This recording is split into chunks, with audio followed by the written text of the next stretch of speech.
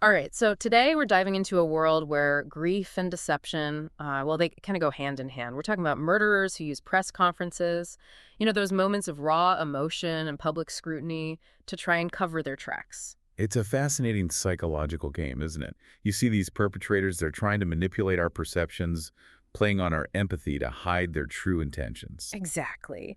And the source for today's deep dive is a YouTube video called Murderers Masquerading as Mourners from the channel True Lives.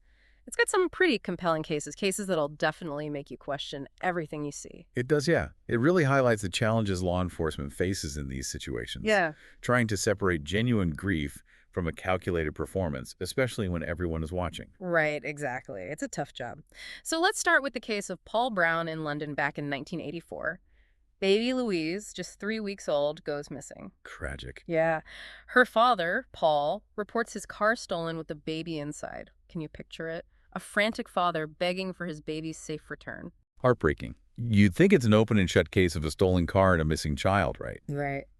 Except Detective Chief Inspector Bill Foreman, the lead investigator, he wasn't convinced. He had encountered Brown before. Arrested him for assault, actually, but Brown denied even knowing him. That's suspicious. Oh, yeah. That immediately raised a red flag. I bet. And, get this, Brown claimed he had left the car parked halfway on the pavement, halfway in the road, with a newborn inside. Oh, come on. Yeah. Not exactly the most responsible parenting move. Not at all. So Foreman suspected Brown was lying, but he needed proof. So he used a press conference to, well, apply some pressure. He thought, let's put Brown on the spotlight and see how he reacts. It was a gamble, wasn't it? Oh, for sure. Yeah. But it paid off. Brown's behavior at the press conference was anything but convincing. He was sweating, stumbling over his words. Really? Oh, yeah. He even bolted out of the room after just a few questions. Wow. If I were a betting person, I'd say something was definitely up. Absolutely. Brown's performance was so erratic, it backfired spectacularly. He essentially confirmed Foreman's suspicions, not just for the police, but for the public watching at home. And that's when a key witness came forward, right? Yeah. A bus driver. Remember dropping Brown off near the post office? Nowhere near where he claimed he had parked the car. Completely blew his alibi out of the water. It did. It's a classic example of how press conferences can help investigators, putting suspects in a position where they might slip up or reveal inconsistencies in their stories. Yeah, the pressure of the public eye can be a powerful tool. Oh, absolutely. But the case took an even darker turn as the investigation went on, right? Yeah. Witnesses reported hearing strange noises from Brown's flat the night Louise disappeared. And it came out that he had a history of violence. Even worse, he had apparently rejected Louise because she had Down syndrome. Ah, that's awful. It is. While baby Louise's body was sadly never found, there was enough evidence to convict Brown of manslaughter. And tragically, this wasn't his last brush with the law. No. Years later, he was convicted of murdering his own brother, landed him a life sentence. It's chilling to think that someone could be so manipulative, using a tragedy to try and escape justice. This case really makes you wonder, how often does this kind of thing happen? It's more common than you might think. Really? Oh, yeah. Let's look at a few more examples of individuals who put on a convincing act for the cameras, only to be exposed as the perpetrators later on. Okay, like who? Well, like Tracy Andrews, for example, Yeah. wept on national television, claiming her fiancé had been killed in a random road rage incident. Her emotional performance, it really swayed public opinion. But her story unraveled quickly under scrutiny, didn't it? It did, yeah. There were no witnesses to corroborate her account, and the evidence point to her as the killer. Wow.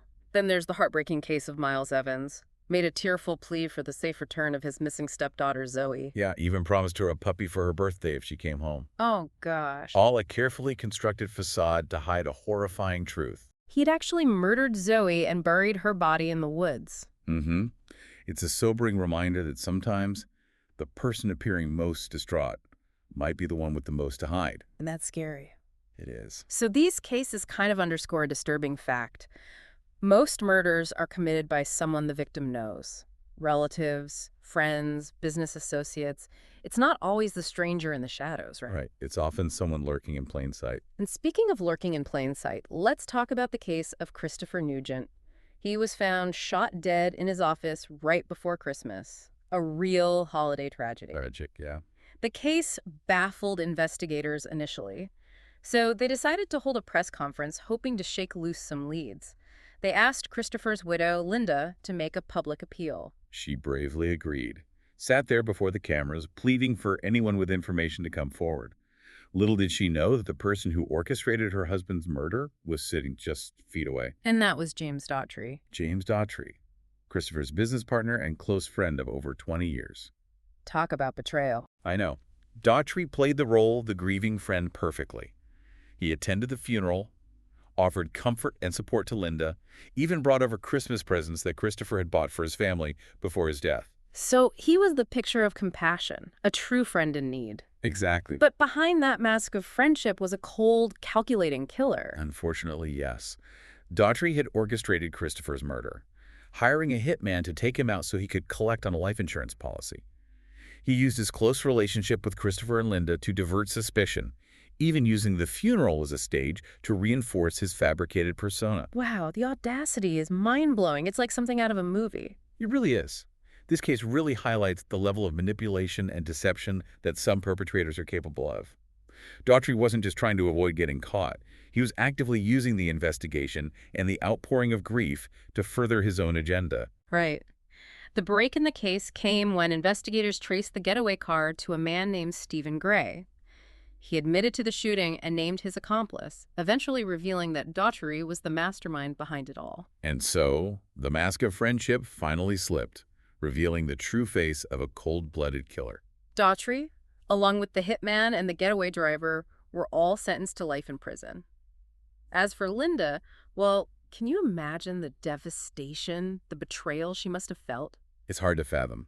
This case is a stark reminder that appearances can be deceiving and that sometimes the people closest to us are the ones with the most to hide. Absolutely. This is just the tip of the iceberg. We've got even more chilling cases to unpack where murderers put on their best performances, pretending to be mourners while hiding their deadly secrets. Oh yeah, stay tuned. Yeah, stay tuned for part 2 where we'll delve deeper into the world of manipulation and deception, exploring how law enforcement uses psychology and forensic science to unmask these master manipulators. It's going to be good. The Christopher Nugent case, it really shows how a press conference can almost become a stage for a perpetrator to perform their innocence. Like they're using the public's empathy as a shield, you know? It does. It makes you wonder, is there a playbook for this kind of manipulation? Are there certain tactics these individuals use to try and fool everyone? There are definitely patterns of behavior that emerge in these cases. One common tactic is to play the role of the helpful, cooperative witness. They might offer information, assist in the investigation, even participate in searches, all the while knowing they're the ones responsible. Oh, wow. So it's like they're trying to outsmart everyone, playing a game of psychological chess with the investigators and the public. Exactly. Take the case of John Tanner, for example. His girlfriend, Rachel McLean, a young Oxford student, went missing. Tanner actually helped the police reconstruct her last known movements, even participated in a press conference to appeal for her safe return. Wait, so he's out there pretending to be worried sick about his missing girlfriend while knowing all along that he was the one who killed her. Yep. And it gets even more twisted. He had actually hidden her body under the floorboards of her own apartment. Oh, gosh. It's a chilling example of how someone can maintain this facade of concern while harboring a dark secret. It really is. It's almost like they believe they're invincible, that they can outsmart everyone and get away with their crimes. Yeah. There's often this sense of arrogance, a belief that they're clever enough to control the narrative, manipulate perceptions. They underestimate the power of forensic evidence and the determination of investigators to uncover the truth. Speaking of audacity, there's the case of Graham Alleron. He actually called his own press conference after his 3 children tragically died in what appeared to be an arson attack on their home. He was pleading for information, urging those responsible to come forward, even shedding tears for the cameras. Except Alleron was the one who started the fire. He started the fire. Yeah, his motive. He was hoping to get rehoused by the council. Wow. So it's a stark reminder that not every public display of grief is genuine. Sometimes it's a calculated performance designed to mislead and manipulate. Yeah, for sure. These cases really make you question everything you see. It's like a real-life thriller where you're constantly trying to figure out who's playing who. Absolutely. It highlights the challenges we face even just as consumers of information. How do we discern genuine emotion from a performance? How do we avoid falling prey to these calculated displays of deception? That is a tough question. But let's shift gears now. Let's talk about a case that takes us into the world of high-stakes deception and a double life that ultimately led to murder. This one has more twists and turns than a Hitchcock film. It's the story of Nimel Sam Samrina. He was stabbed to death near his home. Yeah, this case is particularly fascinating because it involves a wife who, on the surface, seemed like the grieving widow desperate for justice for her husband. But beneath that carefully constructed facade was a woman entangled in a web of secrets and lies that, well, eventually led to murder. So we're talking about Sam's wife, Fleur. She made a public appeal for information about her husband's killer, right? She did. But there was more to the story. Much more. Flo was a successful executive, yeah, but she was also leading a double life. She had a serious gambling addiction, was involved in prostitution, and had racked up a significant amount of debt. Wow. That's a lot to keep hidden. No wonder she was so eager to control the narrative surrounding her husband's death. Exactly.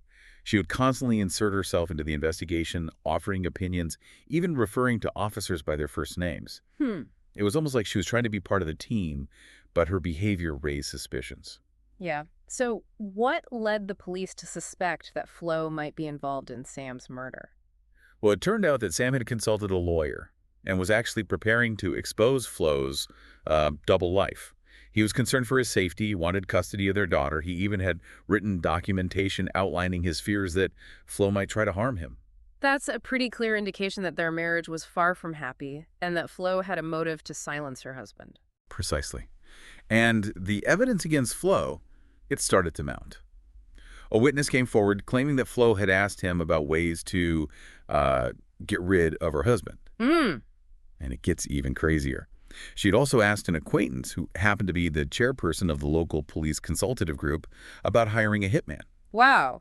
Talk about being bold. She wasn't even trying to be subtle about it. It seemed she was overconfident, believing she was smarter than everyone else and could get away with anything. So what happened to Flo? Did she finally confess to her involvement in Sam's murder? No.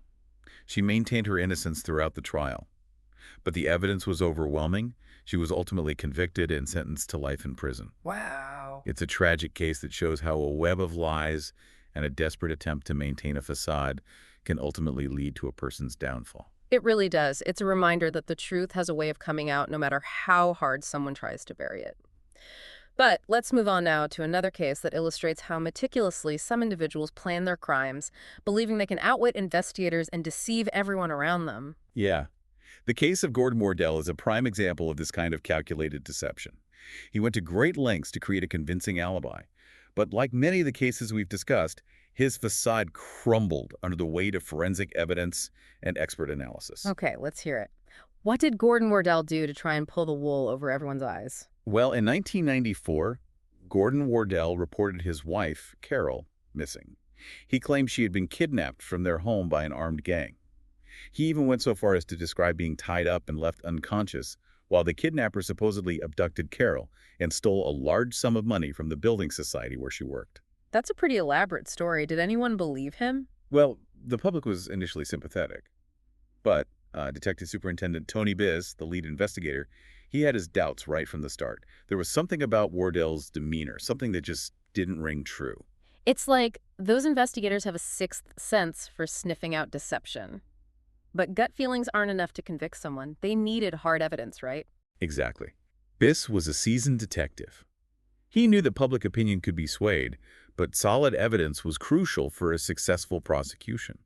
He needed to back up his suspicions with facts. Right. So what kind of evidence did they find that pointed to Gordon Wardell as the real culprit in Carol's disappearance? There were a few key pieces of evidence that unraveled Wardell's carefully constructed story. First, there was the issue of the bruises on his body. Wardell claimed they were from a single punch inflicted by one of the kidnappers. But the doctor who examined him, he found the bruising to be far more extensive and consistent with pinch marks, not a single blow.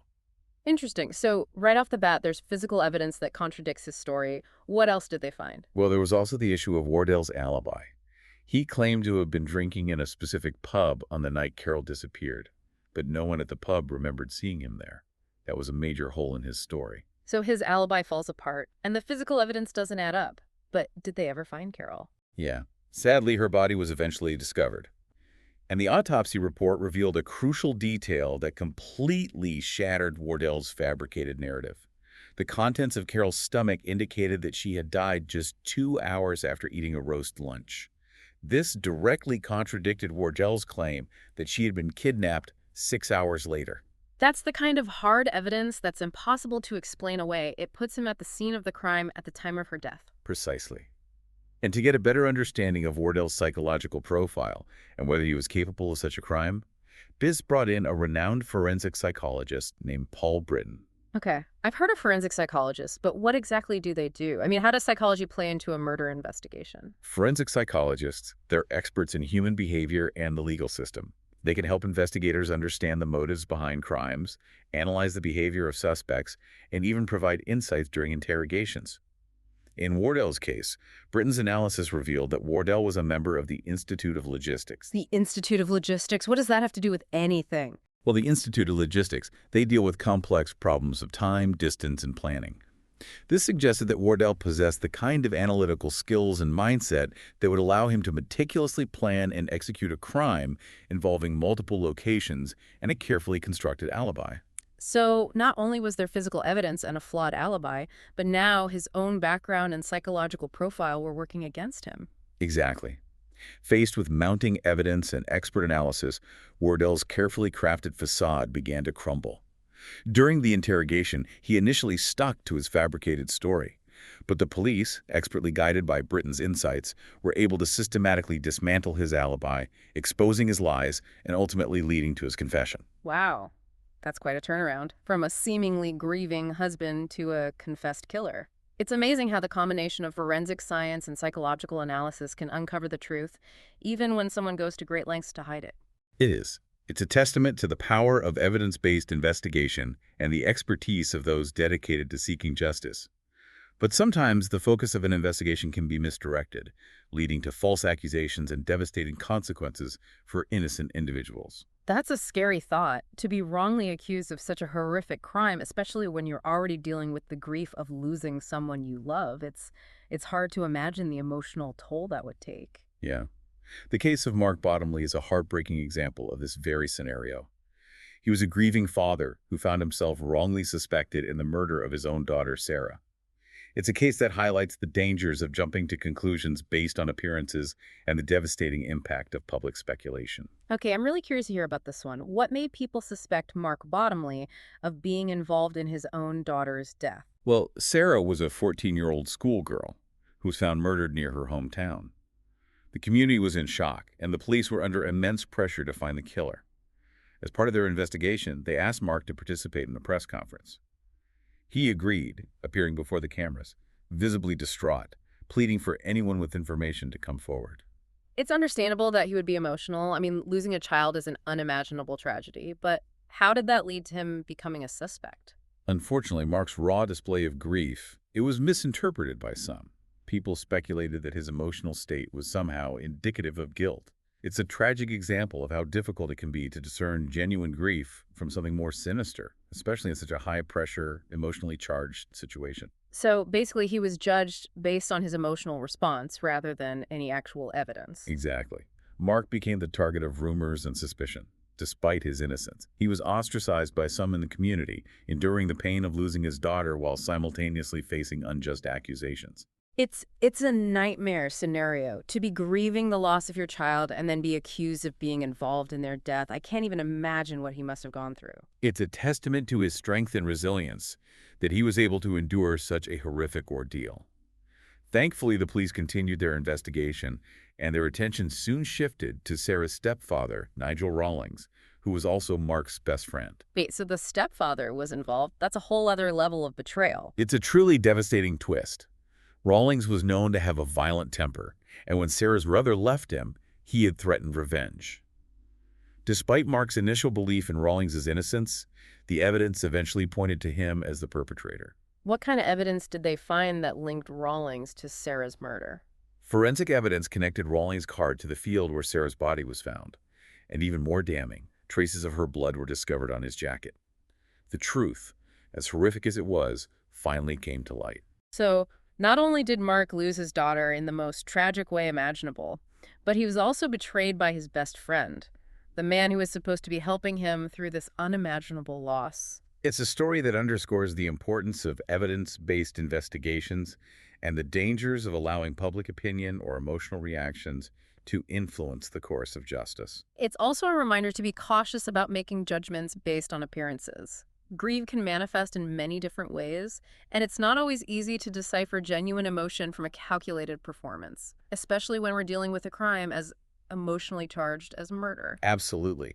We need to be mindful of the complexities of human behavior and avoid jumping to conclusions based on assumptions or preconceived notions. It's wild, right? We've just gone through all these cases where murderers try to use press conferences to their advantage. It's unsettling. It really is. Makes you think twice about taking everything at face value, Yeah. especially, when emotions are running high. Hmm. Easy to get swayed by a convincing performance. Yeah. No, totally. We've seen how easily public perception can be manipulated. And these perpetrators, they're banking on that. But thankfully, like we've seen, investigators aren't just sitting back letting them get away with it. Right. They're using forensic science, psychological analysis, good old-fashioned detective work, all of it, Hmm. to cut through the deception, uncover the truth. Yeah. Speaking of good old-fashioned detective work, there's one case that's really stuck with me. It's the story of Carol Wardell, found strangled to death. Her husband, Gordon, reported her missing, said she'd been kidnapped. But Detective Superintendent Tony Biss, he was leading the investigation. He wasn't buying it. He had that investigator's instinct, that sense that something wasn't adding up. Mm. Knew that even though public opinion was turning against Wardell, he couldn't let emotions cloud his judgment. Needed solid evidence to prove or disprove Wardell's claims. Right. So what was it about Wardell's story that made Biss suspicious? Well, one thing was, Wardell was very specific about being tied up with a particular type of knot, a knot that just happened to be taught in the military. Where Wardell had served, it was a detail that seemed too perfect, too calculated. Like almost like he was trying too hard to make his story believable, rehearsed almost. But did they have any physical evidence linking him to the crime? The forensic team, they found fibers on Carol's body that matched the carpet in Wardell's car. That was a pretty strong link, placing her in his vehicle, which of course contradicted his story about her being kidnapped from their home. So the physical evidence is starting to contradict his alibi. What about Carol herself? Did they ever find her body? They did. Sadly, they did. And the pathologist's report, it revealed some crucial details, undermined Wardell's story even more. The report showed that Carol had been strangled with ligature, probably a rope or a cord. And get this, the fibers from that ligature matched fibers found on a rope in Wardell's garage. It's like the evidence was mounting against him with every new discovery. But even with all that, did Wardell confess? He didn't. Not right away. He was adamant he had nothing to do with Carol's death. But remember Paul Britton, the forensic psychologist we talked about earlier? He was brought in to assess Wardell, provide some insights into his behavior. Oh, right. The guy who helped crack the John Tanner case. So what did Britton uncover about Gordon Wardell? Britton analyzed Wardell's personality, his background, found some interesting patterns, found that Wardell, he was a meticulous planner, someone who liked to be in control. And he had a history of controlling behavior in his relationships. So basically, his personality kind of fit the profile of someone who might be capable of planning and carrying out this kind of crime. Exactly. And Britton's insights, they were invaluable during the interrogation. Armed with this knowledge, the police, they were able to use these specific tactics to break down Wardell's defenses, and finally, he confessed. It's amazing how psychology can play such a crucial role in these criminal investigations. It's like a whole other level of detective work, like understanding the mind of the criminal. Well, it's definitely a specialized skill, and it highlights the importance of collaboration between different disciplines, in solving these complex crimes. Totally. So in the end, Gordon Wardell, despite all his planning and attempts to deceive, he couldn't escape the combined forces of forensic evidence and psychological analysis. It's a good reminder that even the most carefully constructed facade can crumble when confronted with the truth. Absolutely. Reinforces the importance of a thorough and impartial investigation, one that relies on facts, evidence, not assumptions or gut feelings. So we've explored some pretty heavy stuff today, huh? From grieving parents, partners, to seemingly helpful friends and colleagues.